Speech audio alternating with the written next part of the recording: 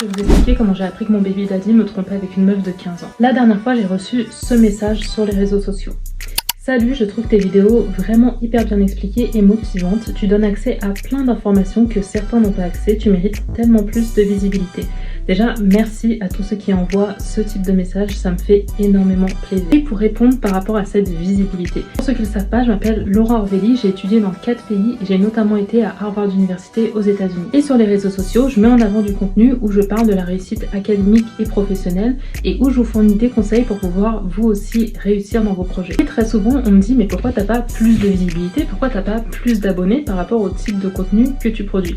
Et en fait, la raison elle est super simple. En fait, sur les réseaux sociaux, le contenu qu'on va mettre en avant, c'est le contenu où on vous parle de drama, de problèmes, d'histoires, de tromperies. Par exemple, c'est grâce à cette accroche que vous êtes resté sur la vidéo pour savoir c'était quoi l'histoire de tromperie que j'allais vous raconter. C'est vous qui avez les clés en main pour donner de la visibilité au type de contenu qui vous intéresse.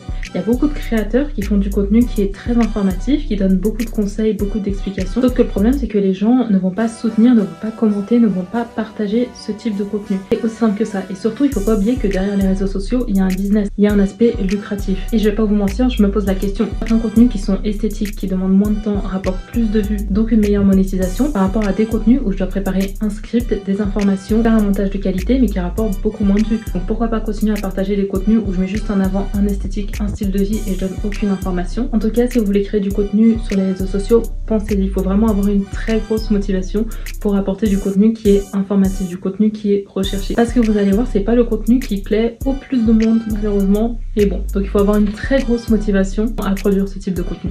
Ok, bye. Et abonne-toi. Merci.